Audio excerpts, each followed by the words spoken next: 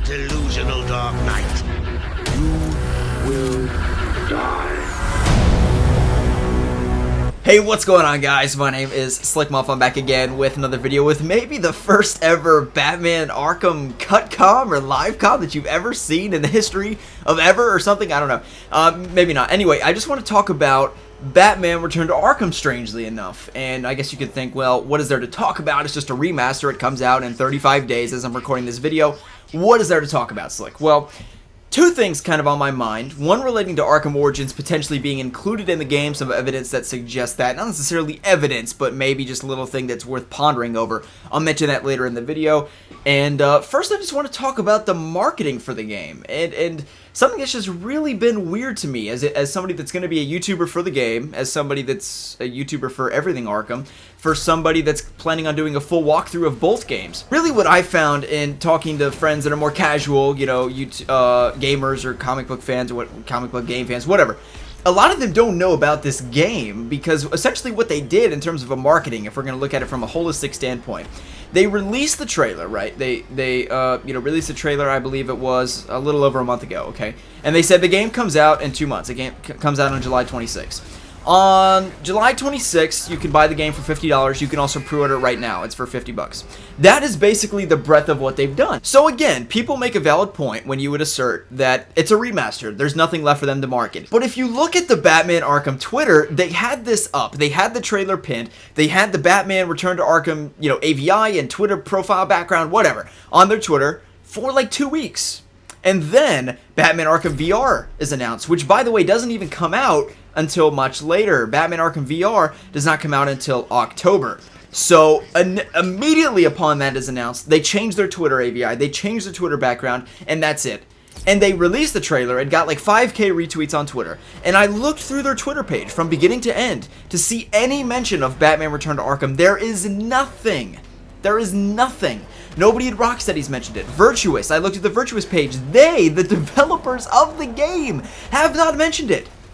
Not even a promotional tweet like, we developed this game on Unreal Engine 4. Not even like one promotional image of the Joker and a quote of the Joker, a line that he said to get us hyped for it.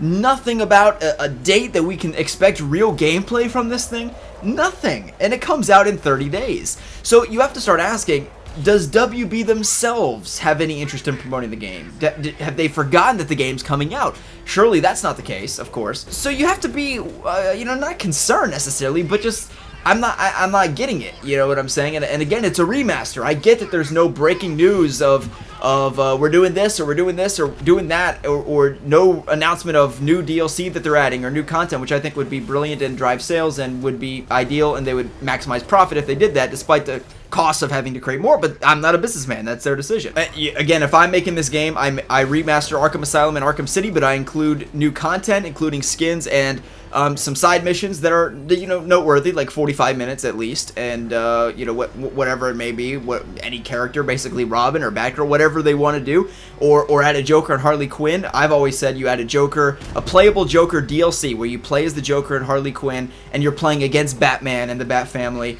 Make it 45 minutes long. People would flock to buy this game that have already played it 100 times and have no intention of buying it now. But again, I'm not a businessman. I'm just saying, not even a promotional tweet. And within weeks of announcing the game, they changed to Batman Arkham VR.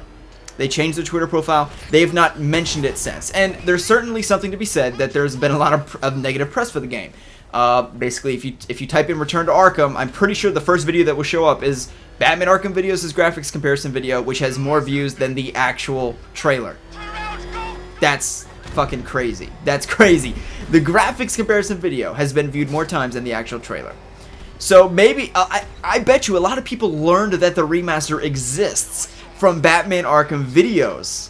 They didn't even know the remaster was a thing. I bet you could find comments and people like, whoa, this is a thing? Because again, they just announced the trailer, they tweeted it, 5K retweets, that's it, the end. No more promotional tweets, nothing about, the graphics do look better or defending their game, or nothing about Unreal Engine 4 or promotional, nothing, just dead silent across the board. It's not that it's a cause for concern, because again, you could just say, well, it's a remaster, there's nothing to announce. Okay, that's fair.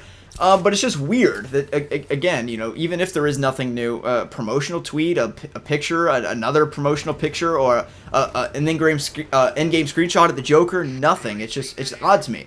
So then, you know, you start to think, well, is there something that they're hiding? Is there something they're waiting for? Is there, you know, because otherwise not that many people really know about the game besides hardcore Arkham fans, and I don't think it will do it as nearly as well as they're expecting. So then you look at the Virtuos Games page, and a lot of you all have tweeted me this, and at first I was pretty skeptical of this, and I still am, but we can just take a look at it, and I'll let you guys think what you think about it. So we went to the Virtuos Games page. They're a studio that does remasters. They also work on art design, 3D art animation for games, okay? In doing so, we looked at the 3D art design for, how the fuck do you get down to the tunnel? I want to go down to the, I think it's right here, right? Yeah, right here. Get in there, rev engine. Rev that shit.